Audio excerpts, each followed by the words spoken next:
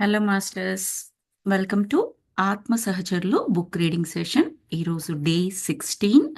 మనం మొన్న 2 days కింద తీసుకున్న క్లాస్లో 10th చాప్టర్ కంప్లీట్ చేసుకున్నాము. సూపర్బ్గా ఉండింది. అక్కడ మనం తీసుకున్న నాలెడ్జ్ కూడా అత్యద్భుతమైన నాలెడ్జ్.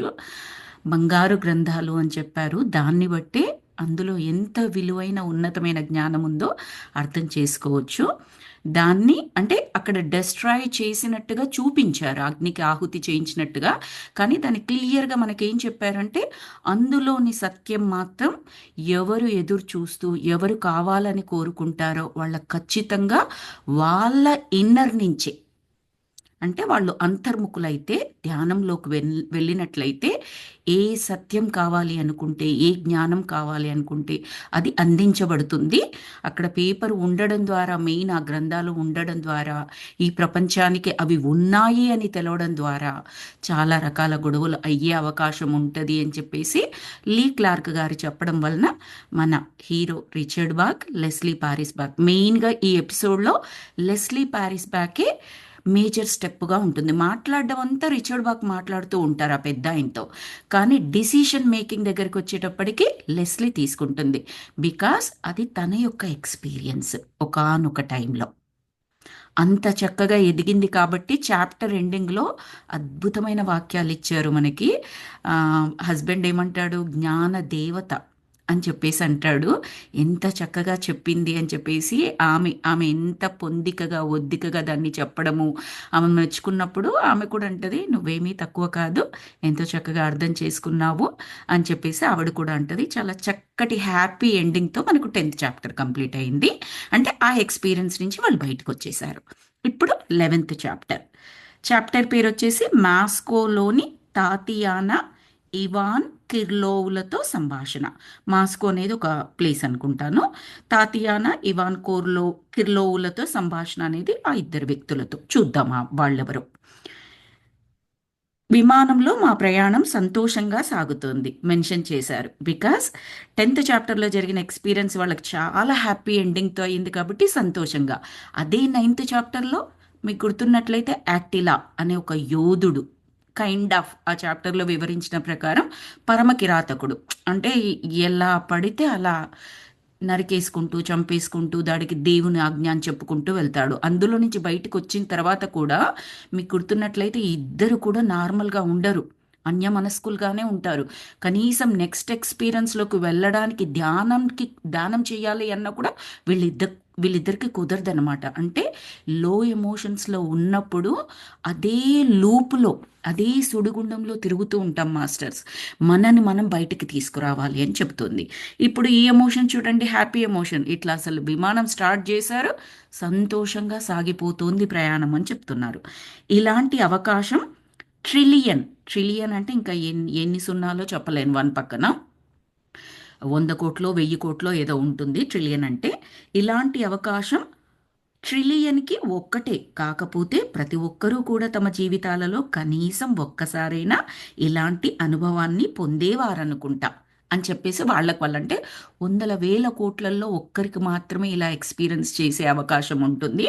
కానీ వాళ్ళ జీవితాలలో ఒక్కసారైనా ఇలాంటి అనుభవాన్ని పొందే ఉంటారు. అంటే ఒక్క జీవితం అని అనుకోక్కర్లేదు. మనం ఇప్పటికి వందల వేల లక్షల జన్మలు తీసుకుంటాం కదా, ఏదో ఒకానొక జన్మలో ప్రతి ఒక్కరు కూడా ఇలాంటి ఎక్స్పీరియన్సెస్ పొందుతారనుకుంటా అని చెప్తున్నారు ఆయన. క్రింద నీటిలో అందమైన పగడాల ద్వీపం మమ్మల్ని అయస్కాంతంలా ఆకర్షిస్తోంది. లెస్లీ విమానాన్ని దాని చుట్టూ ప్రదక్షిణ చేయించింది. ఈ పగడ ద్వీపం ఎంత ముచ్చటగా ఉన్నది, ఇక్కడ వాలుదామా అని అన్నది. నీ అంతరంగం ఏం చెబుతోంది, మనం ఇక్కడ ఏం చూడబోతున్నాము అని ప్రశ్నించాను అంటే ఎవరు, రిచర్డ్ బాక్ హస్బెండ్. అంటే ఆమె మనకేది అవసరమో అదేనేమో అని చెప్పేసి ఆమె అన్నది. అంటే ఇద్దరికీ తెలియదు. ఈయన అడుగుతున్నారు, ఏంటి ఈ ఎక్స్పీరియన్స్లోకి వెళ్దాం అంటున్నావా నువ్వు అంటే, అవును అన్నట్లుగానే, బహుశా ఇదే అవసరమేమో అని చెప్పేసి అనిందనమాట. అయితే ఇతను అయితే సరే అని తలాడించాను. ఎంత నమ్మకం చూడండి. ఏది క్లియర్గా ఎవరు ఏమీ చెప్పుకోలేదు.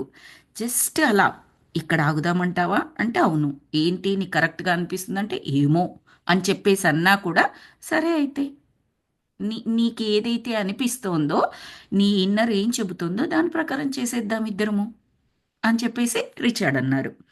మేము ఆగిన ప్రదేశం బహుశా మాస్కోలోని రెడ్ స్క్వేర్ అనుకుంటా, అది ప్లేస్ పేరు. సంధ్య చీకట్లు కమ్ముకుంటున్నాయి. మా కాళ్ల క్రింద గుండ్రంగా మలిచిన నాపరాళ్ళు పరిచి ఉన్నాయి. మాకు కుడి పక్కగా ఎత్తైన ఎర్రటి గోడలు, భవనాలపై బంగారు తాపడం చేసిన వెల్లుల్లి ఆకృతిలోని గుమ్మటాలు ఆ శీతాకాల సంధ్యలో పసుపు వర్ణంతో మెరుస్తున్నాయి. సందేహం లేదు, మేము మాస్కో నగరం నడిబొడ్డున ఎటువంటి ప్రయాణ పత్రాలు, వీసా లేకుండా నిలబడి ఉన్నాము. మనకు లీగల్గా కొన్ని ఉంటాయి కదండి, వేరే దేశంలోకి వెళ్ళినప్పుడు దానికి సంబంధించిన డాక్యుమెంట్స్, పాస్పోర్ట్స్, వగైరా వగైరాలు అవన్నీ కావాల్సి ఉంటుంది కదా, దానికి సంబంధించి చెప్తున్నారు. వేరే ప్లేస్లో ఉన్నాము, కానీ కనీసం మా దగ్గర ఆ ప్రయాణ పత్రాలు కానీ, వీసా కానీ వాళ్ళు ఏదైనా అడిగితే చూపించడానికి మా దగ్గర ఏమీ లేవు అని చెప్తున్నారు. రోడ్ల మీద పొడవాటి ఉన్ని, ఉన్ని అంటే అదే ఊలు ఉన్ని అంటారు చూడండి, అలా ఆ ఉన్ని కోట్లు ధరించిన జనాలు సన్నటి జల్లులుగా కురుస్తున్న హిమపాతంలో వడివడిగా నడుస్తూ వెడుతున్నారు. వీరి నీలి నేత్రాలు, పొడవాటి చుబుకం, బంగారు రంగు కురులతో అందమైన దేహాకృతి వీరిని చూస్తేనే రష్యా దేశస్థులు అని అనిపిస్తోంది అని అన్నాను.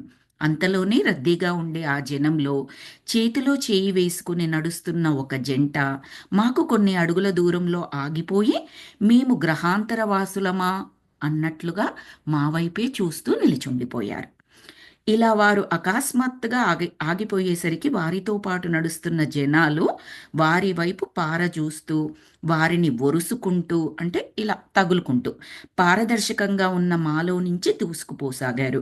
ఇవేమీ పట్టనట్టు ఆ జంట స్థానువులై నోటమాట రాక చూస్తూ ఉండిపోయారు.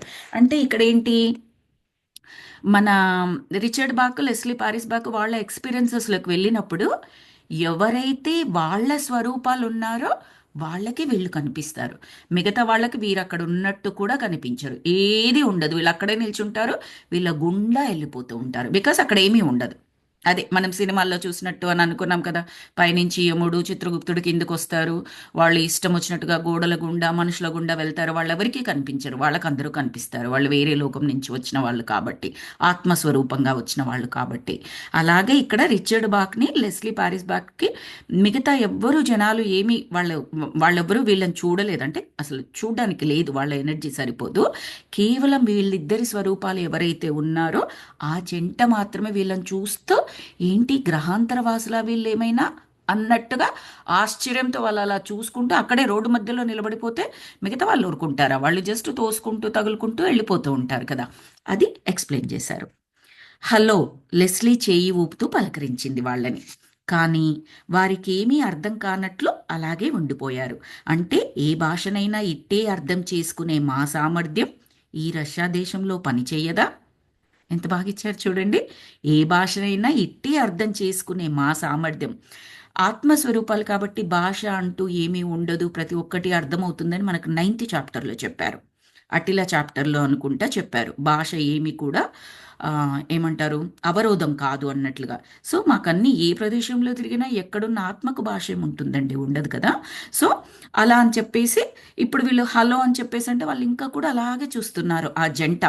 ఏంటి, మా భాష వాళ్ళకి అర్థం కావట్లేదా, వాళ్ళని మేము అర్థం చేసుకోలేకపోతున్నామా అన్నట్లుగా వీళ్ళు క్వశ్చన్ మార్కుతో ఉండిపోయారు.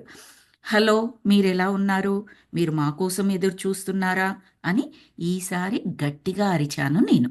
ఎవరు, మన రిచర్డ్ బాక్. వారిలో యువతి మొదట కదిలింది. ఆమె కళ్ళు ఆసక్తితో మమ్మల్ని పరిశీలిస్తూ ఆశ్చర్యంతో నవ్వుకొని తెచ్చుకొని హలో అని అన్నది.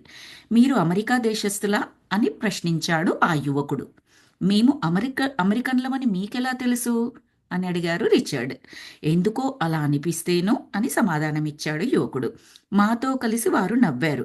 ఇలా మేము కలిసిన కొన్ని క్షణాల్లోనే మేమంతా కూడా ఆత్మీయులము అనే భావన కలిగింది. ఎందుకంటే వారి స్వరూపాలే, రైట్.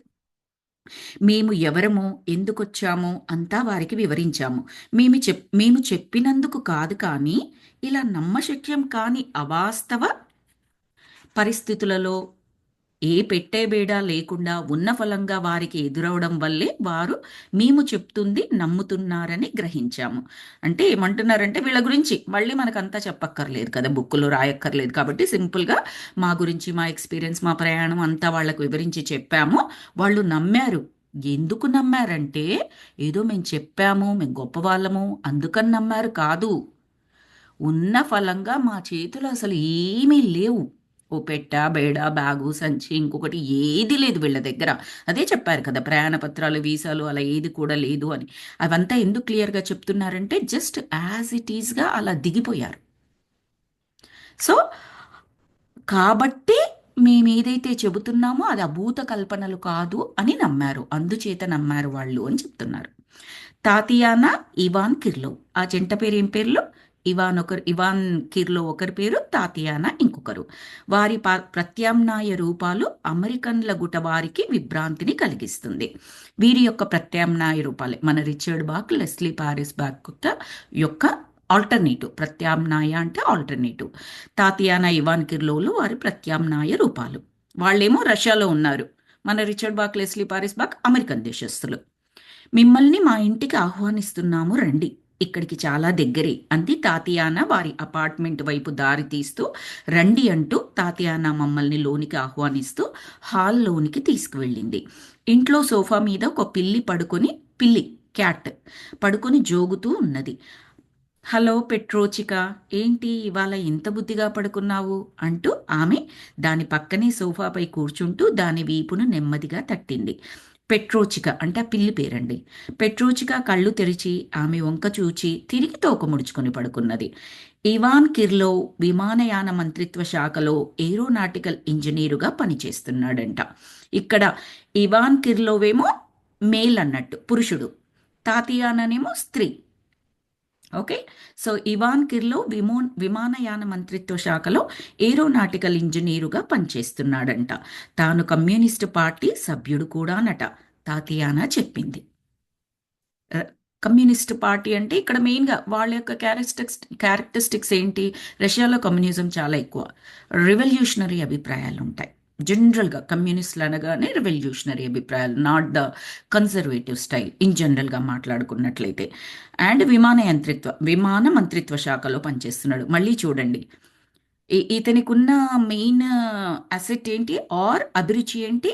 విమాన శాఖలో పనిచేయడం, విమానాలని నడపడం, అది వేగంగా నడపడం, తనకిష్టం వచ్చినట్టుగా నడపడం. అది మన రిచర్డ్ బాక్.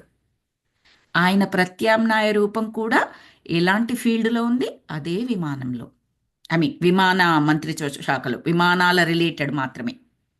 రైట్. ఇంతకు ముందు కూడా ఒక ఎక్స్పీరియన్స్కి యాట్కిన్స్ అండ్ టింకు అనే ఒక కర్మాగారం, ఆలోచనల కర్మాగారము అని చెప్పేసి అవన్నీ మాట్లాడుకున్నాం చూడండి. దానికన్నా ముందర ఎక్స్పీరియన్స్ అనుకుంటా, అక్కడ కూడా విమానాలు నడుపుతూ ఉంటాడు. రైట్. సో బేసికల్లీ ఒక అభిరుచి ఉన్నట్లయితే దానికి సంబంధించిన కర్మ పరంపర కంప్లీట్గా అయ్యేంత వరకు ఇంచుమించుగా దాని రిలేటెడ్ రంగాలలోనే ఆ సోలు జన్మ తీసుకుంటూ దానికి సంబంధించినవన్నీ పూర్తి చేసుకుంటుంది అని మనం అర్థం చేసుకోవచ్చు. That's what I'm able to understand. నాకు అర్థమవుతున్నది. జస్ట్ లైక్ మనం 10th క్లాస్ వరకు అన్ని సబ్జెక్ట్స్ చదువుకున్నాము, ఇంటర్మీడియట్కి వచ్చేటప్పటికి ఏదో ఒక సబ్జెక్ట్ ప్రిఫరెన్స్గా తీసుకుంటాము మెయిన్ కోర్స్గా. Like maths, physics, chemistry combination అని ఒకటి తీసుకుంటాము. దాని తర్వాత అంటే మిగతా సబ్జెక్ట్స్ అన్నీ ఫిల్టర్ అయిపోయాయి మనకు. డిగ్రీనో ఇంజనీరింగ్కి వచ్చేటప్పటికి మళ్ళీ కొంచెం ఫిల్టర్ అయిపోతాయి. ఆ 3 సబ్జెక్టులలోనే ఏదో ఒక సబ్జెక్ట్ని తీసుకుంటూ ఉంటాము. ఆ ఫర్దర్ స్టడీస్గా ఉంటే ఇంకా లోతైన ఒక సబ్జెక్ట్ తీసుకొని లోతుగా అధ్యయనం చేస్తూ ఉంటాము. అలా ట్రావెల్ ఉంటుంది, రైట్, మనం స్టడీ చేసేటప్పుడు.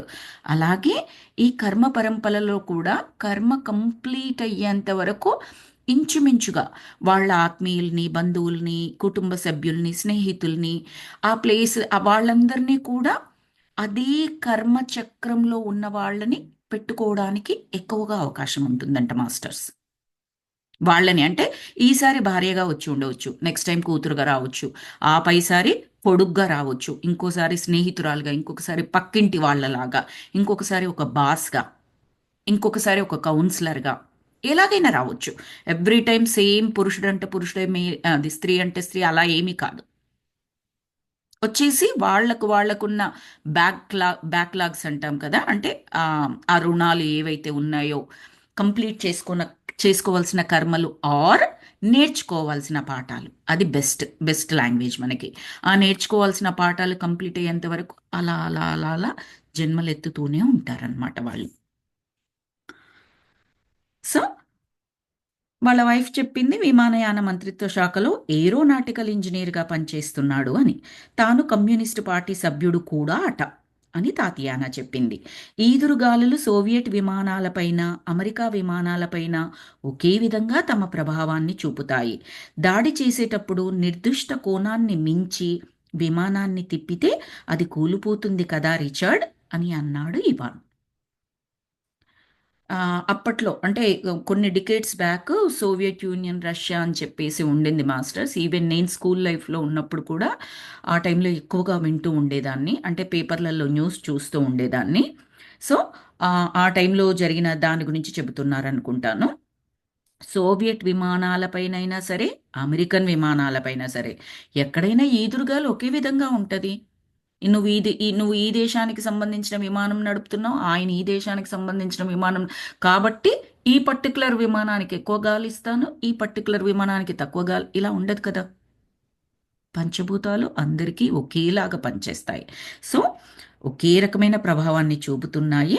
దాడి చేసేటప్పుడు నిర్దిష్ట కోణాన్ని మించి విమానాన్ని తిప్పితే, వీళ్ళు విమానాన్ని నడుపుతున్నారు కదా, ఆ యుద్ధంలోకి వెళ్ళినప్పుడు ఫాస్ట్గా వెళ్ళాలి.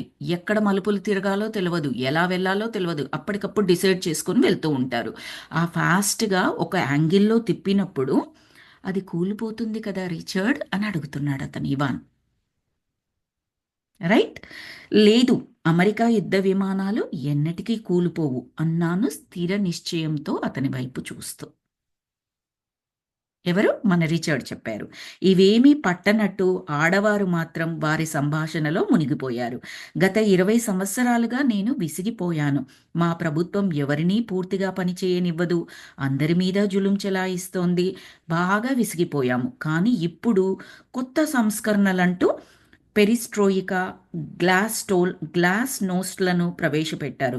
కాస్త నయం, నెమ్మదిగా మార్పు ప్రారంభమైంది. మేము మా ప్రభుత్వం గురించి కాస్త చెప్పాలనుకుంటున్నాము అంటూ లెస్లీ ప్రారంభించింది. ఫస్ట్ వాళ్ళిద్దరు ఆడవాళ్ళు మాట్లాడుకుంటూ ఉంటే ఆ అమ్మాయి తాతియానా ఉంది కదా, ఇంకా వాళ్ళ ప్రభుత్వం ఎలా ఉంది, ప్రస్తుతం పరిస్థితి ఎలా ఉంది, ప్రభుత్వం ఎలా జులుం చెలాయిస్తుంది, వాళ్ళు అన్నట్టుగానే ఆడాలి అంటున్నారు, చెబితే వినిపించుకోరు అని చెప్పి కాస్త నయం, ఇప్పుడు కాస్త వింటున్నారు, స్లో డౌన్ అవుతున్నారు అనుకుంటూ చెప్పింది. అప్పుడు మన లెస్లీ ఉన్నారు కదా, అమెరికన్ దేశస్తులు కదా ఈవిడ. సో సరే, నేను మా ప్రభుత్వం గురించి చెప్పాలనుకుంటున్నాను అని ఈవిడ చెప్పింది. మీ ప్రభుత్వ విధానాలు ప్రారంభంలో మా ప్రభుత్వ విధానాల వలె గొప్పగా ఉంటాయి, కానీ మా ప్రభుత్వ విధానాలు ప్రారంభంలో మీ ప్రభుత్వ విధానాల వలె అధ్వానంగా ఉంటాయి. ఒక్క నిమిషం, కన్ఫ్యూజింగ్గా ఉంది. మీ ప్రభుత్వ విధానాలు ప్రారంభంలో మా ప్రభుత్వ విధానాల వలె గొప్పగా ఉంటాయి, కానీ మా ప్రభుత్వ విధానాలు ప్రారంభంలో మీ ప్రభుత్వ విధానాల వలె అధ్వానంగా ఉంటాయి. అంటే మీరు ప్రభుత్వాలు స్టార్ట్ చేసి మీ విధానాలు రూపొందించుకుంటున్నప్పుడు మీరు స్టార్ట్ చేసేటప్పుడు ఎలా స్టార్ట్ చేస్తారంటే చాలా గొప్పగా స్టార్ట్ చేస్తారు. తర్వాత అధ్వాన్నం అయిపోతుండొచ్చు. మేము ఎలా స్టార్ట్ చేస్తాము? స్టార్ట్ చేసినప్పుడు అధ్వానంగా స్టార్ట్ చేస్తున్నాము, తర్వాత బెటర్ అయిపోతాము. అలా అర్థమవుతుంది మాస్టర్స్ నాకు ఇది 2 సార్లు చదివిన తర్వాత. ఇవాన్ కల్పించుకుంటూ, ఇవాన్ అంటే అమ్మాయి తాతియానా హస్బెండ్. ఇవాన్ కల్పించుకుంటూ, ఈరోజు దినపత్రిక చూసారా, అందులో మీ దేశాధ్యక్షుని ఉపన్యాసం ఉన్నది అంటూ ఆ రోజు దినపత్రికను లెస్లీకి ఇచ్చాడు. ఈవిడ చెప్పింది కదా, మా దేశం ఇలాగా అనుకుంటూ చెప్పింది కాబట్టి అప్పుడు ఆడవారి సంభాషణలో ఇవాన్ కల్పించుకొని, అయితే ఒకసారి మీ దేశాధ్యక్షుని ఉపన్యాసం ఏముందో చూసుకోండి ఈరోజు దినపత్రికలో అని లెస్లీకి ఇచ్చారు. మా దే మా దేశ సారీ మా దుష్ట దేశాధ్యక్షుని గురించేనా? ఎలా చెప్పారు చూడండి, దుష్ట దేశాధ్యక్షుని గురించేనాట. అతని మాటలలో ఎక్కడో ఏదో మెలిక ఉండే తీరుతుంది అంటూ దినపత్రికలో ఆ శీర్షిక కోసం వెతుకుతూ ఆ ఇదిగో అంటూ చదివింది. ఎందుకంటే పైన మనం అనుకున్న వాక్యం కరెక్టే మాస్టర్స్. రష్యా వాళ్ళ ప్రభుత్వ విధానాలు ఫస్ట్ నార్మల్గా సోసోగా అధ్వానంగా ఉండి మెల్లమెల్లగా మెరుగుపడుతున్నారు వాళ్ళు. అమెరికా ప్రభుత్వ విధానాలు ఒరిజినల్గా చాలా బాగుండి మెల్లమెల్లగా అధ్వానంగా తయారవుతున్నాయి అన్నట్లుగా చెప్పింది. అప్పుడు అతను పత్రిక చూడండి మీ దేశాధ్యక్షుడు ఏమన్నారో అంటే డైరెక్ట్గా స్టార్ట్ చేయడమే లెస్లీ, ఓ మా దుష్ట దేశాధ్యక్షుడా, అంటే ప్రస్తుతం పరిపాలన అధ్వానంగా ఉంది కాబట్టి ఆమె అలాంటి వాక్యం మాట్లాడింది ముందర అని చెప్పేసి, ఆయన ఏది మాట్లాడినా ఏదో మెలిక ఎక్కడో ఉండే ఉంటుందిలే అనుకుంటూ ఆ దినపత్రికను చూడడం మొదలుపెట్టింది. ఆ దినపత్రికలో అతని యొక్క శీర్షిక కోసం వెతుకుతూ ఇదిగో అంటూ చదివింది. అమెరికా దేశపు భావి పౌరుల మనస్సులో కమ్యూనిజం తాలూకు మరకలు శాశ్వతంగా నిలిచిపోవడం కంటే విదేశీ గడ్డపై తాత్కాలిక అణు వికరణ తాలూకు మరకలే నయం. అంటే ఆ కమ్యూనిజం తాలూకు మరకలు శాశ్వతంగా ఉండకపోవడం మంచిది అన్నట్టుగా చెప్తున్నారు. నేను నా దేశ పౌరుల ధైర్య సాహసాలకు గర్వపడుతున్నాను. వారి ప్రార్థనలకు కృతజ్ఞుడను. దేవుని సాక్షిగా ప్రమాణం చేసి చెబుతున్నాను. దేవుని ఆశయం మేరకు స్వేచ్ఛకు అంతిమ విజయం దక్కే వరకు నేనే ముందుండి ఆ స్వేచ్ఛను నడిపిస్తాను. ఇదెవరు చెప్పారు? మన లెస్లీ రిచర్డ్ ఇవాన్ తాతియాన్ కాదు. ఆ న్యూస్ పేపర్లో ఉన్న దేశాధ్యక్షుడి యొక్క శీర్షిక చదువుతోంది మనకి. ఆయన చెప్తున్నాడు, అండర్లైన్ చేసింది ఇక్కడ, దేవుడి ఆశయం మేరకు స్వేచ్ఛకు అంతిమ విజయం దక్కే వరకు నేనే ముందుండి ఆ స్వేచ్ఛను నడిపిస్తాను. అంటే దేన్ని బేస్ చేసుకుని దేశ ప్రజల్ని ఆటాడించడానికి ప్రయత్నిస్తున్నారు అని చెప్తోంది ఆ దేశాధ్యక్షుడు. స్వేచ్ఛ అనే పేరుతో వాళ్ళు హెడర్స్ పెట్టేవన్నీ గొప్ప గొప్ప పేర్లే ఉంటాయి. బట్ అండర్లైన్డ్ మెకానిజం ఏదైతే ఉందో అది వారి వారి స్వార్థాల కొరకు. అలాంటి స్వేచ్ఛని ఇవ్వాలి అంటే ఈ గ్రంథాలు ఏవైతే ఉన్నాయో యాజ్ ఇట్ ఈస్గా ప్రపంచమంతా వాటిని పంచిపెట్టడమే. అందులో ఉన్నది నేర్చుకున్నట్లయితే, జీర్ణించుకున్నట్లయితే అందరికీ స్వేచ్ఛ, అందరికీ ప్రేమ దక్కుతుంది. కానీ అది చేరకూడదనే కదా ఈ స్వార్థపరుల యొక్క లక్ష్యం. ఎవరైతే రాజ్యమైతే రాజులుగా ఉన్నవారు, దేశమైతే అధ్యక్షులుగా ఉన్నవారు వారి వారి స్వలాభాల కొరకు వారి మంత్రిత్వ శాఖల్ని ఏర్పరచుకొని వారి ఆధీనంలో ఉన్న రంగాలను ఉపయోగించుకొని ప్రజలను మభ్యపెడుతూ వివిధ పేరులతో అట్రాక్టివ్ ఆకర్షణీయమైన స్వేచ్ఛ అంటే టక్కున మనం దాని కిందికి ఆ గొడుగు కిందికి వెళ్ళిపోతాం. ఎస్, మనకు స్వేచ్ఛ కావాలి కదా, ప్రేమ, దాని కిందికి వెళ్ళిపోతాం. దేశభక్తి ఇమ్మీడియట్గా చేసేస్తాం, ఆ పని కళ్ళు మూసుకొని చేసేస్తాం. బికాస్ దేశభక్తి అంటే మాతృభక్తి ఎంత గొప్పదో దేశభక్తి కూడా అంతే. అన్ని మాతృక అంటే చాలా చాలా చాలా గొప్పది. That will take the first priority in everybody's life, whether it is a mother, it's a mother land, it's a mother language, what ever it is. అలానే వేరే వాటిని చిన్న చూపు చూడడం అని కాదక్కడ. ఇమ్మీడియట్గా మనం కనెక్ట్ అవుతాం అక్కడ. వాటికి ఉన్న ప్లేస్ అలాంటిది అని మనలో జీర్ణించుకుపోయింది అది, ఆ నమ్మకాలు అన్నీ. మరి దాన్ని బేస్ చేసుకుని ఇది మీ అమ్మ కొరకు చేస్తున్నావు, మీ అమ్మ కొరకు నువ్వు చేస్తున్నావు అంటే సింపుల్గా సరెండర్ అయిపోతాను. నో మ్యాటర్ వాట్ చేసేది నా మదర్ గురించి, నా ప్రయారిటీ కదా అని. అందులో ఉన్న మంచి చెడు చూసుకోవాల్సిన అవసరం లేదు అని కూడా అనుకుంటాను. ఆ సెంటిమెంట్ని పట్టుకొని ఇలా వీళ్ళు ఆడిస్తున్నారు. సో నెక్స్ట్ లైన్లో ఏమంటున్నారంటే, ఇతర దేశస్తులను ద్వేషించే దేవుని ప్రస్తావన రాగానే నా రక్తం చల్లబడిపోయింది. ఎవరన్నారు? రిచర్డ్. తాత్కాలిక అణువికిరణమా, స్వేచ్ఛ యొక్క అంతిమ విజయమా, వీటన్నింటికీ అర్థం ఏంటి అసలు అని లెస్లీ అడిగింది ఆ శీర్షిక చూసుకుంటూ. అప్పుడు ఇవాన్ కల్పించుకుంటూ, అమెరికా దేశ పౌరులు సోవియట్ దేశ పౌరులను నాశనం చేయాలనుకుంటారా అని ప్రశ్నించాడు. ఏంటి, అమెరికా వాళ్ళు సోవియట్ యూనియన్ని నాశనం చేయాలనుకుంటున్నారా అని చెప్పేసి లెస్లీని అడిగాడు. ఎందుకంటే ఇవాన్ వచ్చేసి రష్యా దేశస్థుడు. లేదు, అలా మేము అనుకోము. మా దేశాధ్యక్షుడు అలా మాట్లాడతాడంతే. తనకు అపారమైన ప్రజాబలం ఉందని గొప్ప గుడ్డి నమ్మకం అతనికి అని సమాధానమిచ్చాను. ఇప్పుడు మనం వివరంగా చెప్పుకున్నదే ఒక్క ముక్కలో చెప్పేసింది. అందరూ దేశంలో ఉన్న అందరూ ప్రజలు అలాంటి వారేమీ కాదు. అతడు అలా అనుకొని దేశం మొత్తం తరఫున అతను మాట్లాడుతూ ప్రతి ఒక్కరు కూడా అతను చెప్పింది ఎస్ అన్నట్టుగా చెబుతూ ఉంటాడు. సో అన్నింటికన్నా హయ్యెస్ట్ పొజిషన్లో ఉన్నవారు ఒకటి చెప్పేటప్పుడు ఏమవుతుందంటే, వాళ్ళు ఏదైతే పరిపాలిస్తున్నారో, ఏ రంగంలోనైతే అధికారంలో ఉన్నారో వాళ్ళ దగ్గర లేదా వాళ్ళ కింద లేదా వాళ్ళతో పాటు పని చేసేవారి అందరి తరఫున మాట్లాడడం మాస్టర్స్. అది సంకేతం ఆ విధంగానే వెళ్తుంది. అది సరి అయిన సందేశమైతే అలాగే వెళ్తుంది. సరికాని సందేశమైనా ఆ ప్రజలందరి తరఫున వెళ్ళినట్టుగానే వెళ్తుంది. సో మేమేం అలా అనుకోవట్లేదు ఇవాన్. మా దేశ అధ్యక్షుడు అలా అనుకుంటున్నాడు. ప్లస్ తను ఏదైతే చెప్తున్నాడో ప్రజలందరూ కూడా అదే అనుకుంటున్నారు, అతన్ని సమర్థిస్తున్నారు అని అనుకుంటున్నాడు. ఆయన చెప్తున్నాడు, మా ఒపీనియన్ కాదు అని చెప్తుంది. మన ఈ చిన్న ప్రపంచం క్రమంగా పెరుగుతోంది. ఇదివరకు మనల్ని అమెరికన్ల నుంచి రక్షించుకోవడానికి విపరీతంగా ఖర్చు చేయాలని ఆలోచించేవారము. కానీ ఇప్పుడు ఇదంతా వెర్రితనం అనిపిస్తోంది. మనం ఎంత ఖర్చు పెట్టినా కూడా ఈ పోటీ ఎన్నటికీ ఆగదు. ఎప్పటికీ ఆగని ఈ విషవలయం నుంచి ఎలా బయటపడగలం? రైట్ వర్డ్ యూజ్ చేశారు, విషవలయం. లూప్, ఇట్స్ ఎ లూప్ అంతే. ఇంకా ఆ వెబ్లో, ఆ స్పైరల్లో ఇంకా తిరుగుతానే కొట్టుకుంటూనే generations generations, centuries centuries. So ఈ విషవలయం నుంచి ఎలా బయటపడగలము? ఆత్మ సంరక్షణ పేరిట ఆయుధాల పోటీలో పరుగులు తీస్తున్నాము. ప్రత్యర్థి మీద పై చేయి సాధించినట్లు ఎప్పుడు ఎవరికి ఎలా తెలుస్తుంది అని ప్రశ్నించాడు ఇవన్. కంప్లీట్గా కరెంట్ సిచ్యువేషన్స్ సూచిస్తుంది మాస్టర్స్. జరిగిపోయింది కరెంటుగా కూడా మనందరికీ తెలుసు.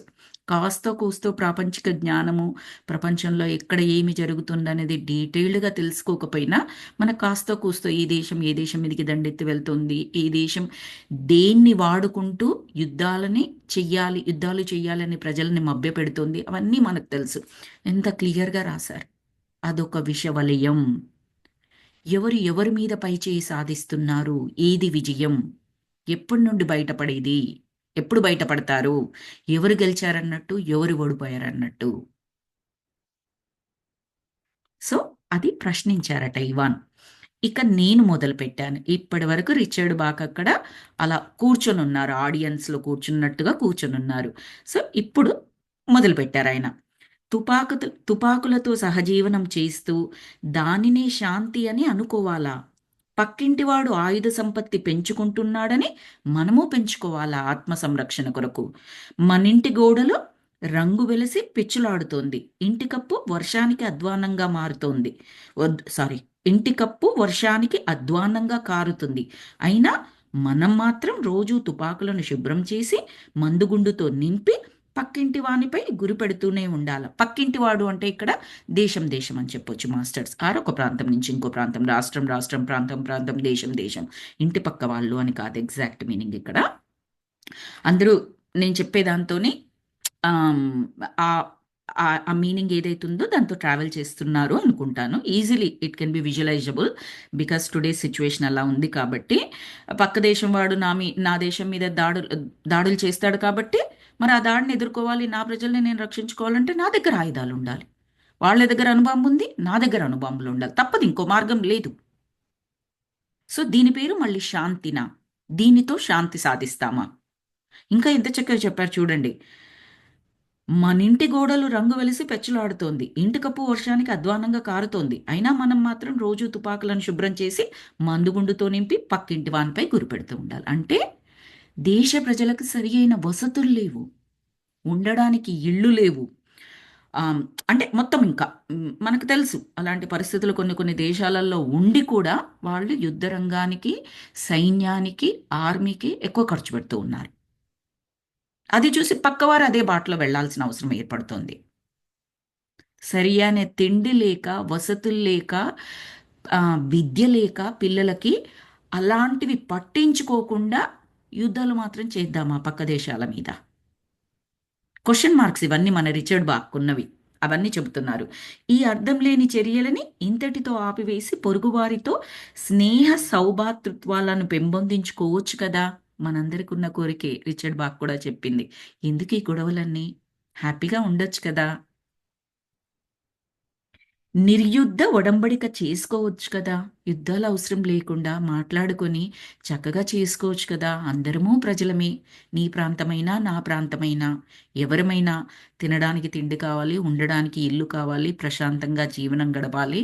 ఇంట్లో పిల్లలు గట్రా ఉంటే వాళ్ళ ఎదుగుదల సరిగ్గా ఉండాలి, చదువుకోవాలి, దేశానికి ఉపయోగపడాలి, ప్రేమగా ఉండాలి, స్వేచ్ఛగా ఉండాలి. ఎందుకు యుద్ధాలు? యుద్ధాల ద్వారా శాంతి ఎక్కడ చేకూరుతుంది?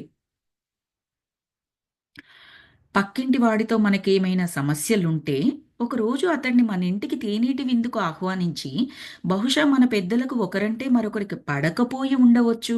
కానీ, మీరంటే నాకెటువంటి ద్వేషం లేదు, మనం స్నేహితులం అవుదాం కదా అని విషయాన్ని వివరించొచ్చు కదా. అమాయకుడిలాగా అనిపిస్తూ ఉన్నారు మనకిప్పుడు. ఎందుకంటే మనం కూడా అనుకుంటాం ఎంత చక్కగా అంటే పొరుగువారు, పక్కింటి వారు అన్నట్టుగా చెప్పారు. మనలో కూడా చూస్తూ ఉంటాము. కుటుంబాల మధ్యలో గొడవలుంటాయి. ఎప్పుడో తాత ముత్తాతల కింద ఏదో సమస్య, ఎవరో ఏదో అంటే బోలెడన్ని పిక్చర్స్ కూడా ఉన్నాయి తెలుగులో మనకు అలాంటివి. ఎక్కువగా రాయలసీమ బేస్డ్ మూవీస్‌లో ఎక్కువగా చూపిస్తూ ఉంటారు అలాంటి సారాంశాల్ని. సో, చూపిస్తూ ఉంటారు. సో, ఎప్పుడో ఏదో జరిగుండొచ్చు. నీ దేశానికి, నా దేశానికి ఫస్ట్ టైమ్ యుద్ధం జరిగినప్పుడు ఎవరి స్వార్థాల గురించో, దేనికో వాళ్ళు మొదలుపెట్టి ఉండవచ్చు. ఆ రీజన్ అయిపోయింది. వాళ్ళు ఇక లేరు. ఆ పరిస్థితులు ఇప్పుడు లేవు. ఇప్పుడు శాంతిగా నిర్యుద్ధ అని చెప్పాడు. మాట్లాడుకోవచ్చు కదా. ఇక్కడి పెద్దలు, అక్కడి పెద్దలు ప్రస్తుతం ఉన్న పరిస్థితుల ప్రకారం. ఎందుకు దాన్ని పొడిగించాలి? It applicable to families levels also masters. ఒక ఫ్యామిలీకి ఇంకో ఫ్యామిలీ గొడవలు ఉన్నప్పుడు చాలా వరకు మనం చూస్తూనే ఉంటాము. మన పేరెంట్స్ వాళ్ళ పేరెంట్స్‌తో మాట్లాడరు కాబట్టి పిల్లలు కూడా వాళ్ళ పిల్లలతో ఆడుకోకూడదు, మాట్లాడుకోకూడదు. మళ్ళీ మనం అలాగే చెప్తాం. మన పిల్లలుంటారు కదా! వాళ్ళకి లేదు లేదు వాళ్ళ ఇంటికి మనం వెళ్ళము. వాళ్ళు మన ఇంటికి రారు. మనం మాట్లాడుకోము. మన ఇంట్లో విందులు, విలాసాలకు వాళ్ళని పిలవము. వాళ్ళు మనల్ని పిలవరు వాళ్ళకు. ఇంకా ఇంత చక్కగా వారసత్వంగా పంపిస్తూ ఉంటాం దాన్ని. గుర్తు చేసి మరి. మళ్ళీ వాళ్ళు అది. ఎంతవరకిలాగా? ఒక 2, 3 జనరేషన్‌లు అయ్యేటప్పటికి ఎందుకలా వెడుతోంది అనేది కూడా తెలియదు. ఇంకా మాట చాతుర్యం ఉన్నవాళ్ళుంటే వారసత్వం అని కూడా పెడతారు దాన్ని. అదేదో గొప్పదైనట్లుగా. గొప్పదైన ఏ చిన్న నమ్మకాన్ని కూడా, చిన్న పద్ధతిని కూడా వారసత్వం అని తరతరాలుగా అందించవచ్చు. తప్పేమీ లేదు. అది సరికానిది అయినప్పుడు ఆ ఎమోషన్ ఏదైతే ఉందో ఎక్కడికక్కడ ఎంత వీలైతే అంతగా, ఎంత త్వరగా కుదిరితే అంతగా కంప్లీట్‌గా దాన్ని ఎండ్ చేసుకోవాల్సి ఉంటుంది. End. For ever end. That is the best thing. కానీ ప్రస్తుతం ప్రపంచ దేశాల మధ్యల గొడవలు జరుగుతున్న విధానాలు చూస్తే విష వలయము అని ఏదైతే చెప్పారో రిచర్డ్ బాకు, అలాంటి స్పైరల్, అలాంటి వలయంలోనే ఉన్నారేమో ప్రస్తుతం ప్రజలు, దేశ ప్రజలు అన్నట్లుగా ఉంది పరిస్థితి. అందుకే ఆయన అంత క్లియర్‌గా చెప్తున్నారు. ఎందుకంత ద్వేషం? మాట్లాడుకోవచ్చు కదా! స్నేహితులం అవ్వొచ్చు కదా! తర్వాత మరి అతను మనింట్లో అల్పాహారం తిని తిరిగి ఇంటికి వెళ్ళిన తర్వాత మనపై కాల్పులు జరుపుతాడా? ఇవాన్ నా వైపు చూసి నవ్వుతూ, అమెరికన్లు పిచ్చివారు రిచర్డ్. మరి నీవు మా ఇంట్లో తేనీరు సేవించి మా ఇంటికి చేరుకున్నాక మాపై కాల్పులు జరుపుతావా అన్నాడు. ఇది యాక్చువల్‌గా జరిగిందే మాస్టర్స్. అంటే ఈ తేనేటి విందు, అల్పాహారము అని చెప్పారు కదా! వాటి మీద మూవీస్ కూడా వచ్చాయి. హిందీ మూవీస్ కూడా వచ్చాయి. మన పక్క దేశం తేనేటి విందుకు ఆహ్వానిస్తే ఇక్కడికొచ్చేసి మళ్ళీ వెళ్ళిపోయిన తర్వాత మళ్ళీ ఏమంటారు గోప్యంగా బార్డర్స్‌లో కానీ, లోపల కానీ, మన దేశంలో కానీ యుద్ధాలు చేయడము. అదంతా దాన్ని రిఫర్ చేస్తూనే చెప్తున్నారనమాట. పిలిచాము. తేనేటి విందు అంటే టీకి, టీ అండ్ పలహారం బ్రేక్ఫాస్ట్కి పిలిచేసి వచ్చారు, మాట్లాడుకున్నారు, అన్నీ చేశారు. మళ్ళీ వెళ్ళిపోయి గొడవలు చేశారు కదా, యుద్ధాలు చేశారు కదా, అన్యాయంగా అమాయకమైన ప్రజల్ని చంపారు కదా. వీటి మీద చాలా సినిమాలు ఉన్నాయి. హిందీలో అయితే చాలా ఉన్నాయి, నేను చూశాను కూడా. సో మరి మరి ఇంకా అదేంటి అంటే, నువ్వు చెప్పేవి ఏవైతే సలహాలు ఉన్నాయో, ఇలా పిలిచి మాట్లాడుకోవచ్చు కదా, చేయొచ్చు కదా అన్నవి ఆల్రెడీ చేసేసాము.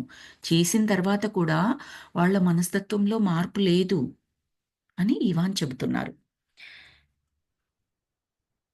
చెప్పి మళ్ళీ బ్యాక్ వెళ్ళిపోయిన తర్వాత కాల్పులు జరిపారు కదా అంటేనా, అమెరికన్లు పిచ్చివాళ్ళు కాదు, మేము మంచి నైపుణ్యం గల వడ్రంగులం అని అన్నాను అతని వైపు ఓరగా చూస్తూ. అమెరికన్లు ఆయుధ సంపత్తి కోసం, క్షిపణి వ్యవస్థల కోసం బిలియన్ల కొద్దీ డాలర్లను ఖర్చు చేస్తున్నారని మీరంతా అనుకుంటున్నారు కదా, కానీ అదేమీ లేదు. నిజానికి మేము బిలియన్ల కొద్దీ డాలర్లని ఆదా చేసుకుంటున్నాము. ఎలాగో చెప్పు? నేను ఇవాన్ కళ్ళలోకి కొంటగా చూస్తూ అడిగాను. రిచర్డ్ ఏమంటున్నాడంటే, నువ్వు ఇలా అంటున్నావు కదా, మేము $1 బిలియన్ ఖర్చు చేస్తున్నాము ఆర్మీకి, పక్క దేశాల మీద యుద్ధాలు, ఇంకొకటి ఇంకొకటి అని చెప్పేసి అంటున్నావు కదా, యాక్చువల్గా మేము ఖర్చు చేయట్లేదు, ఆదా చేస్తున్నాము. ఎలాగో చెప్పు చూద్దాం అని చెప్పేసి ఇవాన్నే అడుగుతున్నాడు మన రిచర్డ్. ఎలాగా అని అతను తిరిగి ప్రశ్నించాడు ఇవాన్. అంటే మళ్ళీ మన రిచర్డ్ చెప్తున్నారు, ఇవాన్, మా క్షిపణి వ్యవస్థ ఏ విధంగానూ ఆధునికమైనది కాదు. అసలు అందులో ఇంజన్ కూడా బిగించి ఉండదు. కేవలం దాని తలపై కొన్ని సీమ టపాకాయలు అమరుస్తాము.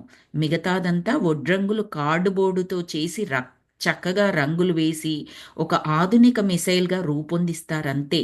మీ చెర్నోబిల్ అనేది రష్యా దగ్గరదండి అది.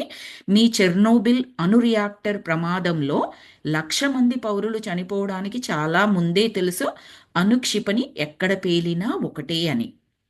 అతను నా వైపు చూస్తూ, ఎక్కడ పేలినా ఒకటేనా అని అడిగాడు. ఎవరో అతను? ఇవాన్. మన రిచర్డ్ ఏం చెప్తున్నారు అంటే, మేమేమీ ఆధునికమేమీ కాదు, మా దగ్గర యుద్ధ విమానాలు అవన్నీ ఆధునికం అనుకుంటున్నారు కాదు, ఎందుకంటే అందులో ఇంజన్ ఉండదు. పైన అన్ని రంగులు, ఒడ్రంగులు, కార్పెంటర్లు వాళ్ళన్ని రంగులు వేసినట్టుగా అవన్నీ ఉంటాయి తప్పిస్తే ఇంజన్ ఏమీ ఉండదు. లైక్ చిన్నపిల్లల కారు ఉంటుందండి, అది ఎన్ని ఇష్టం వచ్చినట్టు వంకర్లో తిరిగినా ఏమైనా యాక్సిడెంట్ చేస్తుందా చిన్నపిల్లల కారు? ఏమి చేయదు. ఇట్స్ ఎ బొమ్మ కారు అన్నట్టు. దానిలో ఇంజన్ ఉంది అని చిన్నపిల్లోడు అనుకుంటాడు. కానీ రియల్ ఇంజన్ ఏమీ లేదు. యాక్సిడెంట్లు చేయగలిగే ఇంజన్, బయట రోడ్డు మీదకి వచ్చి చేయగలిగే ఇంజన్ అంటూ ఏమీ లేదు అందులో. కానీ అదే రియల్ కార్కి అయితే ఉంటుంది కదా. సిమిలర్లీ మా ఆయుధాలు మీకు అలా అత్యాధునికంగా కనిపిస్తాయి కానీ లోపల ఏమీ లేదు, డొల్లా అన్న టైప్లో వడ్రంగులు, కార్పెంటర్స్ అన్న పదాలని వాడారనమాట. మాకు తెలుసు, మీ చెర్నోబిల్ అంటే మీ రష్యాలోని చెర్నోబిల్ అనే అణు రియాక్టరు ఆ ప్రమాదంలో 1,00,000 మంది చనిపోవడం మాకు తెలుసు. అణుక్షిపణి ఎక్కడ పేలినా కూడా ఒకటే అని మాకు తెలుసు అంతే. అది అది అణుబాంబు అన్నప్పుడు ఏ ప్రాంతంలో వేస్తే ఆ ప్రాంతంలో పేలుతుంది, అక్కడ చనిపోతారు. నా అణుక్షిపణి కదా, నేను తయారు చేశాను కదా, నా ఇంటి పక్కన పేలితే నా మీద మాత్రం పేలదు అని చెప్పేసి అనుకోవడానికి లేదు కదండి. రైట్?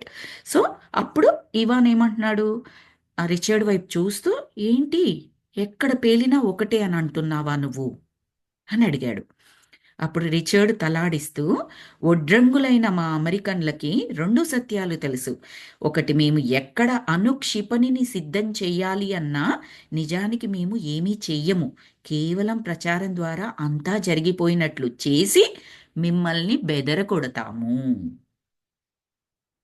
మా దగ్గర అవన్నీ ఆయుధాలున్నాయి, గొప్ప గొప్ప క్షిపణులున్నాయి, అణుబాంబులున్నాయి అని ప్రచారం చేసుకున్నారనుకోండి, దాన్ని బట్టి వీళ్ళు అంటే సరిగ్గా ప్రచారం చేసుకుంటే వీళ్ళ దగ్గర అన్నున్నాయేమో అని పక్క దేశాలు భయపడిపోతాయి కదా. మేము చేసేది అలాంటిది, ఉత్తుత్తి డోలు కొట్టుకుంటాం మేము. నిజానికి ఏమీ లేవు, అంత సంపద లేదు. నిజానికి కూడా అంటూ ఉంటారు మాస్టర్స్, అమెరికా అనేది సంపన్న దేశము అని చెబుతూ ఉంటారు కదా. అమెరికాకు ఉన్నన్ని అప్పులు ఇంకెవరికీ ఉండదు. సంపన్న దేశం ఎలాగా అంటే, ఇక్కడ ఇన్ఫ్రాస్ట్రక్చర్ కానీ, రోడ్లు కానీ, వసతులు కానీ, ఆ బేసిక్ ఏవైతే ఉన్నాయో అన్ని దేశాలు నాకు తెలియదు, మన ఇండియాదైతే తెలుసు కాబట్టి చెప్తున్నాను. దానితో పోల్చినప్పుడు అక్కడ సంపన్నులు సమకూర్చుకునే వసతులు, ఇండియాలో సంపన్నులు సమకూర్చుకునే వసతులు ఇక్కడ మనము most of the time by డిఫాల్ట్గా ఉంటాయి. రోడ్లు చూడండి అమెరికాలో, మీరు ఎక్కడికి వెళ్ళినా చాలా అందంగా బ్యూటిఫుల్గా అంటే నీట్గా ఉంటాయి మీకు. అదే ఇండియాలో కొన్ని వెల్ డెవలప్డ్ ప్లేసెస్లోనైతే అలాగ ఉండడము, లేకపోతే గుంటలు గుంటలుగా ఉండడం, రకరకాలుగా రిపేర్లతో ఉండడం అవన్నీ జరుగుతూ ఉంటాయి. అండ్ ఏసీ లాంటి సదుపాయాలు మనకి ఇప్పుడిప్పుడు వచ్చేస్తున్నాయి చాలా ప్లేసుల్లో, బట్ ఇప్పటికీ చాలా దగ్గరలో కనీసం కరెంటు వసతి కూడా ఉండకపోవచ్చు. కరెంటు ఉన్నప్పటికీ కూడా వాళ్ళకి ఏమంటారు, ఎలక్ట్రిసిటీ అంటే వాళ్ళ వాళ్ళ దగ్గర పవర్ అదంతా ఉంది, కానీ ఎప్పుడిప్పుడు కరెంటు పోవడం లాంటివి జరగవచ్చు. రైట్, మనకి ఇక్కడ అలాంటివి జరుగుతుందా? Very very very very very rare situation. ఏ హరికేన్స్ వచ్చినప్పుడు, ఏదైనా జరగరాంది జరగనప్పుడు, వితిన్ 1 or 2 డేస్లో అంత పెద్ద ఇబ్బంది జరిగినా కూడా వెంటనే దాన్ని కరెక్ట్ చేసేస్తారు. అందరికీ ఆ పవర్, వాటర్, వాట్ ఎవర్ ఏదైతే ఇబ్బంది ఉందో ఆ ఇబ్బంది నుంచి బయటకు తీసుకొచ్చేస్తారు. ఇలాంటి వసతులనే సంపన్నులుగా అనుకున్నట్లయితే ఎస్, సంపన్న దేశం. కానీ మీరు ఒక దేశ ఆదాయము, తలసరి ఆదాయము అలాంటివి ఉంటాయి చూడండి పదాలు. ఆ ఆదాయం ప్రకారంగా ఒక దేశ బ్యాంకులో ఎంత మనీ ఉంది, అక్కడ ఉన్న ప్రజలు ఎంతమంది, ఏంటి అలాంటివన్నీ చూసినప్పుడు అమెరికా దగ్గర ఆ బ్యాంకులో డబ్బులు ఉన్నట్లుగా ఏమీ చెప్పరండి అది. It appears like that. ఇంకొక బెస్ట్ ఎగ్జాంపుల్ ఇస్తాను. జనరల్గా ఇండియాలో ఉన్న వాళ్ళకి, మనం ఇక్కడ ఇండియా అమెరికా రెండే ఉన్నాయి కాబట్టి ఆ రెండు దేశాల పేరే చెప్తున్నానండి. ఈవెన్ నాకు తెలిసినవి కూడా ఆ రెండే కాబట్టి జనరల్గా ఏమనుకుంటారు, అమెరికాలో ఉన్న వాళ్ళందరూ కూడా సంపన్నులే. అంటే ప్రతి ఇండివిజువల్ ఫ్యామిలీ చాలా రిచెస్, అంటే వాళ్ళకి సరిపోను ఉంటాయి. వాళ్ళకి ఏంటి, 2 కార్లు ఉంటాయి, ఇల్లు ఉంటుంది, ఎక్కడికి వెళ్ళినా కారులోనే వెళ్తారు, ఇవన్నీ ఉంటాయి. దేశాలకు అంటే ఒక ప్లేస్ నుంచి ఇంకో ప్లేస్లోకి వెళ్ళడానికి విమానాలలో తిరుగుతూ ఉంటారు. ఇవన్నీ బై డిఫాల్ట్ తప్పదు. ఇక్కడ ఇప్పుడు ఒక 10-15 గంటలు ట్రావెల్ చేయాలి, కారులో కొంచెం కష్టం, ఇబ్బందిగా ఉంటుంది, అప్పుడు విమానాన్ని చూస్ చేసుకుంటాము. ఇండియాలో అయితే మనకు ట్రైన్స్ అంటే అందుబాటులో చాలా ఎక్కువ సదుపాయాలు ఉంటాయి. బికాస్ మనకు విమానయానం లాంటివి సంపన్నులు మాత్రమే ఎక్కువగా ఉపయోగపడేవి. ఇప్పుడు కాదు, ఇంతకుముందు చెప్తున్నాను నేను. ఇప్పుడు చాలా మంది మిడిల్ క్లాస్ పీపుల్ కూడా యాక్సెస్ చేయగలుగుతున్నారు. That's a lucky thing. తర్వాత వాళ్ళు ఇండియాకు రావడము, పోవడము, ఖర్చు చేసే విధానాలు చూసి ఏమనుకుంటారు, చాలా డబ్బులు ఉన్నాయి వీళ్ళ దగ్గర. బట్ నిజానికి చూసినట్లయితే అప్పుల పరంగా, వాళ్ళ దగ్గరున్న వీటి పరంగా వాళ్ళు అనుభవిస్తున్న సిచ్యువేషన్స్, దేనికి ఎంతెంత ఖర్చు పెట్టుకోగలుగుతున్నారు, ఎన్ని పనులని వారికి వారే స్వయంగా చేసుకుంటూ వాళ్ళు డబ్బుల్ని సేవ్ చేసుకుంటున్నారు. సేమ్ ఇండియాలో లాగానే మెయింటైన్ చెయ్యాలి అంటే ఒక్కరు జాబ్ చేస్తే ఇక్కడ ఎట్టి పరిస్థితుల్లో ఇల్లు గడవదు. అంటే ఇంట్లో ఒక పని మనిషిని పెట్టుకొని ఎవ్రీడే వాళ్ళు వచ్చి చేసేటట్లుగా, ఎప్పుడంటే అప్పుడు బయట నుంచి తెప్పించుకోవడం కానీ, చేయడం కానీ, లేదా ఇంట్లో ఒక రిపేర్ వచ్చింది ప్రతిదానికి బయట వాళ్ళని పిలిపించుకొని చేయించుకోవడం కానీ, అలాంటి థింగ్స్ ఉంటాయి చూడండి. కొన్ని ఇండియాలో అట్లాంటివి default most of the time. Even middle class people కూడా మోస్ట్ ఆఫ్ దెమ్ వాళ్ళు ఎఫోర్డ్ చేస్తూ ఉంటారు. ఇక్కడ ఇద్దరు జాబ్ చేసినప్పటికీ కూడా, ఇంట్లో అమెరికాలో ఉండే వాళ్ళకి అందరికీ తెలిసి ఈ సిచ్యువేషన్, ఇంట్లో ఏదైనా రిపేర్ వచ్చింది ఫస్ట్ మనం చేసుకోగలమా అని ఆలోచిస్తారు. లేబర్ అనేది చాలా కాస్ట్ ఇక్కడ. మ్యాక్సిమం ట్రై చేస్తారు. ఇండియాలో ఉన్నవాళ్ళు గోడలకు సున్నాలు వేయాలి, రంగులు వేయాలి అంటే, నాకు తెలిసినంత వరకు, నాకు ఐడియా ఉన్నంత వరకు మోస్ట్ ఆఫ్ ద టైం బయట పీపుల్ని పిలిపించుకుంటాము, డబ్బులు ఇచ్చేసి చేయించేసుకుంటాము.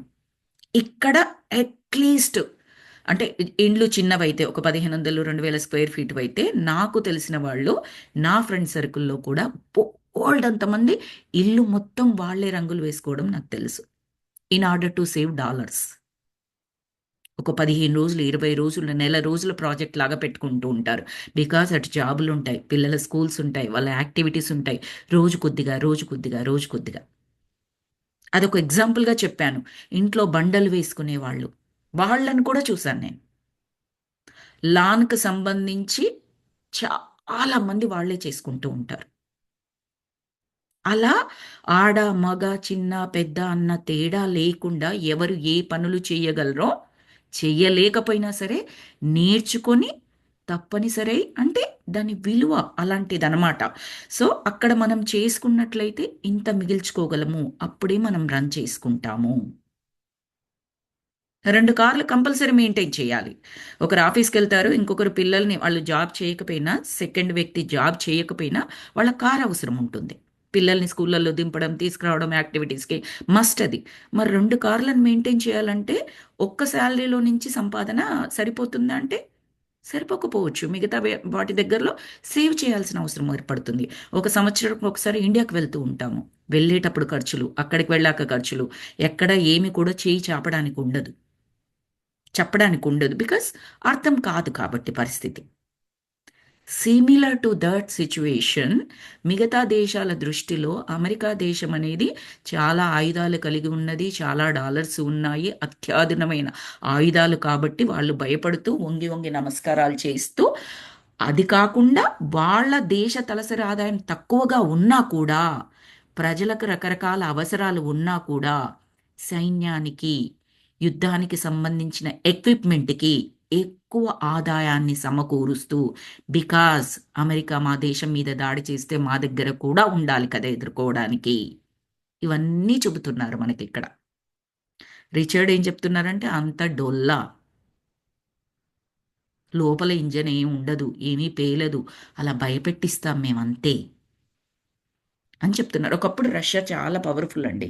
చాలా చాలా పవర్ఫుల్.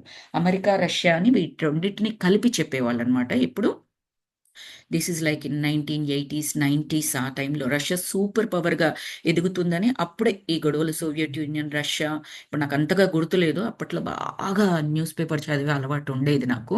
ఇప్పుడు కాస్త ధ్యానంలోకి వచ్చిన తర్వాత చాలా తగ్గిపోయింది. జస్ట్ పైన పైన తెలుస్తూ ఉంటాయి తప్పిస్తే ఇన్ డీటెయిల్డ్గా వెళ్ళను వాటిలోకి నేను. అంటే నాకు ఇంట్రెస్టింగ్గా అనిపించదు. ఇంకా నేను చదవను అనమాట. జస్ట్ లైక్ ప్రాబబ్లీ మనకు రిచర్డ్ బాక్కున్న విధానాలే మన లోపలికి కూడా వస్తాయేమో. అందరూ మంచిగా ఉండొచ్చు కదా, హ్యాపీగా ఉండొచ్చు కదా, యుద్ధాలు ఎందుకు కదా, ఇలాంటివే మనలోకి కూడా వస్తాయి అనుకుంటాను తెలియకుండా. అందుకే ఇంట్రెస్ట్ పోతుందేమో అవన్నీ. అంటే చదవాలి అంటే కష్టంగా అనిపిస్తుంది అనుకుంటాను మనసుకి. సో ఇదంతా ఎందుకు చెప్పాల్సి వచ్చింది అంటే ఆ, అర్థం చేసుకోవడానికి మనకి దేశానికి దేశానికి ఉన్నది ఒకరు ఇంకొకరిని ఎలా అనుకుంటారు, ఆ పై పైన ఉన్న మెరుగుల్ని చూసి ఎలా అర్థం చేసుకుంటారు, అది వ్యక్తులైనా సరే ఫ్యామిలీస్ అయినా సరే దేశాల మధ్యనైనా సరే అదే విధంగా ఉంటుంది అని చెప్పడానికి నేను అది ఎగ్జాంపుల్ తీసుకొని ఎక్స్ప్లెయిన్ చేశానండి. సో ఆ! ఇంకేమంటున్నారు? ఒడ్రంగులైన మా అమెరికన్‌లకు 2 సత్యాలు తెలుసు. ఒకటి మేము ఎక్కడ అణుక్షిపణిని సిద్ధం చేయాలన్నా నిజానికి మేము ఏమీ చెయ్యము. కేవలం ప్రచారం ద్వారా అంతా జరిగిపోయినట్లు చేసి మిమ్మల్ని బెదరగొడతాము. జస్ట్ అలా బ్లాక్‌మెయిల్ చేస్తాం మా దగ్గర ఉంది అన్నట్టుగా. వెంటనే మీరు ఆ కేంద్రంపై 500 మెగా టన్నుల సామర్థ్యం ఉన్న క్షిపణిని గురిపెడతారని కూడా మాకు తెలుసు. మీ చెర్నోబిల్ అణు రియాక్టర్ ప్రమాదం చాలా చిన్నది. మా వద్ద ఉన్న ఒక అణుక్షిపణిలో 100వ వంతు ప్రభావం కూడా లేదు. కానీ వారం తిరగకనే మీ అనుధార్మికతతో కలుషితమైన పండ్లు, పాలు, ఆహార పదార్థాలన్నింటినీ మేము విస్కాసిన్ రాష్ట్రంలో పారబోసి మేము కూడా ఇదంతా జరిగిందండి. చరిత్రలో జరిగిందే ఇక్కడ ఈయన ఎక్స్ప్లెయిన్ చేస్తున్నారు. ఇది ఊహాగానం కాదు. అందుకే పేర్లు ఇచ్చారు. విస్కాసిన్ రాష్ట్రంలో పారబోసి వాళ్ళ అణు రియాక్టర్ పేల్చడము అందులో ఉంటుంది కదండి. దాన్ని పేల్చినప్పుడు మందుగుండు సామాగ్రి వల్ల ఎంత కలుషితాలు బయటకు వస్తాయో.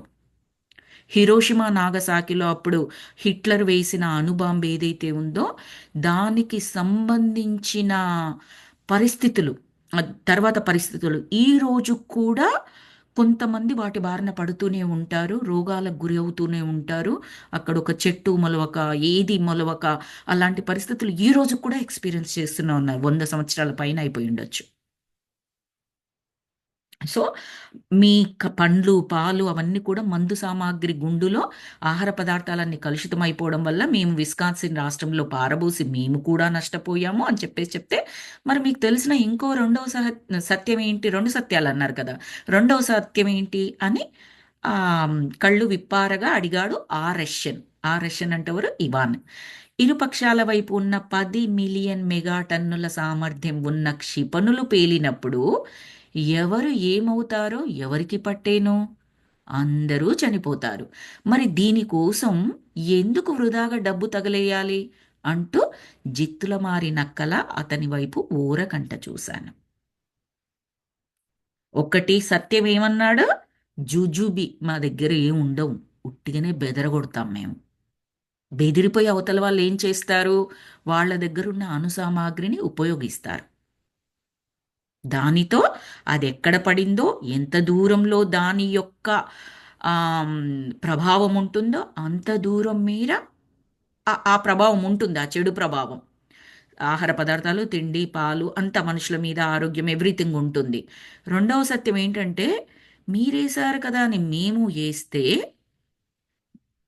రాముడోడో రంగడోడో, బతికేవాడోడో చచ్చేవాడోడో ఎవడికి తెలుసు? నేను కూడా పోతానేమో. ఎంతవరకు ఆ నాశనం జరుగుతుందో, నష్టం జరుగుతుందో ఎవరికి తెలుసు? ఎందుకు డబ్బులు తగిలేయాలి? బెదిరిస్తే సరిపోద్ది నా దగ్గర ఉన్నట్టుగా. నేనేమి ఆ సామాగ్రిని సమకూర్చుకోనక్కర్లేదు. ఎందుకు వృధాగా డబ్బు తగలెయ్యాలి అని రాశారు ఇక్కడ. ఇది కూడా మన సినిమాలలో చూపిస్తూ ఉంటారు. ఆ విలన్ దగ్గర ఉంటుంది, మన హీరో దగ్గర తుపాకీలో గుండ్లన్నీ అయిపోతాయి. కానీ అయిపోయినట్టుగా చెప్పడు. ఆ గుండ్లు లేని తుపాకీని ఆ విలన్ వైపు చుట్టేసి చంపుతాను అని బెదిరిస్తూ ఉంటాడు. ఈయన కాన్ఫిడెన్స్ చూసి ఆయనకు డౌట్ కూడా రాదు ఆ విలన్కి. అంటే హీరో తెలివితేటలు, హీరో కాన్ఫిడెన్స్ అన్న విధంగా చూపిస్తారు ఆ డైరెక్టర్లు సినిమాల్లో. ఏ సో అప్పుడు ఆ నువ్వు చంపితే నేను చంపుతానని ఇద్దరు ఒకరికొకరు తుపాకీ గుళ్ళు ఎదురు పెట్టుకుంటారు. సరే, ఇద్దరం కాంప్రమైజ్కి వద్దాం అనుకున్నప్పుడు నిజంగా గుండ్లున్న తుపాకీని విలన్ కింద పడేస్తాడు. హీరో గుండ్లే లేవు వాడి దగ్గర. అప్పుడు ఒకరి మీద ఒకరు తలపడతారు. ఆఫ్ కోర్స్ హీరో వైపే ధర్మం ఉంటుంది కాబట్టి ఆయన దగ్గరనే బలం ఉంటుంది. ఆయన్నే గెలుస్తాడు. అలాగే చూపించాలి మనకు డైరెక్టర్లు, ఆయన గెలిచినట్లుగానే. It's a tricky way, right? The same way ఏమంటున్నాడంటే, మా దగ్గర అది ఉండదు సరి కదా, మేము ఉన్నట్టు చెప్పేటప్పటికి మీ డబ్బులన్నీ తగిలేసుకొని, మీరు అణు రియాక్టర్లు అవన్నీ మీరు మీ డబ్బులు వేస్ట్ చేసుకొని, మీ ఆ ప్రభావం ఎక్కడి వరకు ఉంటుందంటే మీ ప్రజలపై కూడా ఉంటుండొచ్చు. మీ డబ్బుతో మీ ప్రజల యొక్క ఆరోగ్యాన్ని, మీ వసతుల్ని మీరు దెబ్బతీసుకోవచ్చు. ఆ భాగంగా మా మీద కూడా కొంత ప్రభావం ఉండొచ్చు. అయినప్పటికీ మేము పిచ్చోళ్ళం కాదు. ఇంకొకటి అణుబాంబు తయారు చేసి దానికి డబ్బులు వేస్ట్ చేసి, ఎందుకంటే అది అది ప్రయోగిస్తే మాకు కూడా ప్రాబ్లమే. మా దగ్గర ఎంతమంది చనిపోతారో, ఎంత నష్టం జరుగుతుందో, ఆ వృధా దానికి నేనెందుకు డబ్బు తగలేయాలి? ఆ సత్యం మాకు తెలుసు. ఎంత టెక్నికో చూడండి, ఎంత నాకో చూడండి. దిస్ ఈజ్ కాల్డ్ ఇంటెలిజెన్స్ అని చెప్పొచ్చు. అఫ్ కోర్స్ ఇక్కడ యుద్ధం గురించి మాట్లాడుతున్నాం కాబట్టి క్రెడిట్ ఇవ్వకూడదు. సో అంటూ జిత్తుల మారి నక్కల అతని వైపు ఓరకంట చూశా అన్నాడు రిచర్డ్.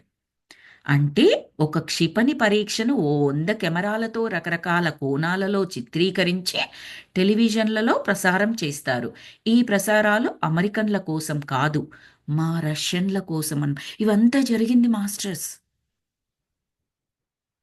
హిస్టరీలో జరిగిందే ఇక్కడ మనం చదువుకుంటున్నాం ఇప్పుడు. అభూత కల్పన కాదు, మనకు ఎక్స్ప్లెయిన్ చేస్తున్నారు. సో మీరు ఏం చేస్తారు? అదే టీవీలలో ప్రసారం చేస్తారు. మీరు ప్రసారం చేసేది మీ అమెరికన్ల కొరకు కాదు. మాలాంటి పక్క దేశాల వాళ్ళు చూసి, అమ్మో వీళ్ళ దగ్గర ఇన్నున్నాయా, అన్నున్నాయా అని మమ్మల్ని మేము పొడుచుకోవడానికి భయపడిపోయి అని చెప్పేసి అడిగారు, ఇవాన్ అడిగారు. అప్పుడు రిచర్డ్ అంటున్నాడు, యా అవుననుకో, మా వార్తాపత్రికలలో తరచూ వచ్చే అనుక్షిపణి ప్రయోగాలు ఎప్పుడూ ఒకే విధంగా ఎందుకుంటున్నాయో అసలు మీకు ఎప్పుడూ అనుమానమే రాలేదా? నిజానికి అవన్నీ వేరు వేరు కాదు, అదంతా ఒక్క క్షిపణి ప్రయోగమే. అబ్బా, మళ్ళీ మళ్ళీ చూపిస్తారు. సరే, ఇప్పుడు 2000లో ఒక క్షిపణి ప్రయోగం జరిగిందని చెప్పేసి వార్తాపత్రికలలో, టీవీలలో చూపిస్తూ ఉంటారు. మళ్ళీ 2010లో ఇంకొక క్షిపణి మా మా యొక్క ఆయుధ సంపత్తిలో చేరింది, మా బ్యాంకులో చేరింది, యుద్ధ బ్యాంకులో అనుకుంటూ చూపిస్తారు. 2015లో ఒకటి. అసలు ఎప్పుడైనా గమనించారా? ఆ ఆ వార్తాపత్రికలు కానీ లేకపోతే ఆ టీవీలలో చూపించిన దృశ్యాలు అన్నీ ఒకే విధంగా ఉంటాయి. అంటే ఏ మార్చి మళ్ళీ అవే చూపిస్తున్నారన్నట్టు. ఏదో ఒక్కటి చేసి దాన్ని అటు ఇటు ఇటు అటు తిప్పేసి చూస్తుంటారు. మీరు కీన్గా అబ్జర్వ్ చేస్తే అది అప్పుడు ఫస్ట్ ఎప్పుడు మేము చూపించామో అదే అని మీకు అర్థమవుతుంది. మేము మిమ్మల్ని భ్రమ పెడుతున్నాము.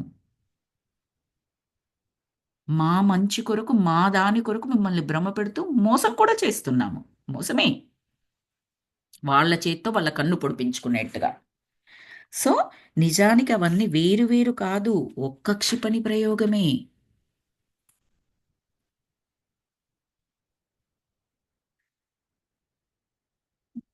ఒక నిమిషం మాస్టర్స్, ఇంకెంత ఉందో చూస్తున్నాను. ఇంకో 3 పేజెస్ ఉంది. నేను ఇంకొక లైన్ చదివి ఆపేస్తాను మాస్టర్స్. అప్పుడు టాటియానా తన భర్త వైపు తిరిగి గట్టిగా పగలబడి సాగింది. ఇంతవరకు ఇవాన్ రిచర్డ్ల మధ్యలో ఏర్పడిందనమాట అమెరికా రష్యాకు సంబంధించిన యుద్ధాలు, అణుక్షిపణులు, వీటికి సంబంధించి వీళ్ళు ఇంతసేపు మాట్లాడుతున్నప్పుడు ఆడవాళ్ళు క్వైట్గా కూర్చున్నారు. అప్పుడు ఆ ఇవాన్ వైఫ్ తాతియానా అంట తన భర్త వైపు తిరిగి, ఇవాన్ వైపు తిరిగి గట్టిగా పగలబడి నవ్వసాగింది. ఎందుకు నవ్వసాగింది? పిచ్చోళ్ళ మీరు, అమెరికన్లు తయారు చేస్తున్నారని మీరు తయారు చేసుకుంటూ విమాన మంత్రిత్వ శాఖలో పనిచేస్తారు అని చెప్పింది కదా, చేస్తూ ఎంత బఫున్ను చేశారు చూడండి వాళ్ళు అన్నట్టుగా పగలబడి నవ్వసాగింది. ఉత్తుత్తి దానికి మీకు మీరు డబ్బు, మీ ప్రజలు ఆరోగ్యము, వసతులు అన్నీ ఇచ్చేసుకుంటున్నారు అన్న టైప్లో ఆ అమ్మాయి తన భర్త వైపు తిరిగి నవ్విందట. ఇక్కడ మనం స్టార్ట్ చేసుకుందాం masters. Thank you so very much. ఇంటెన్స్గా ఉండింది ఈరోజు మన క్లాసు. నాకు అర్థమైనంత మేర వివరించాను masters. Thank you so much. సహనంతో విన్నారు. Let me stop the recording.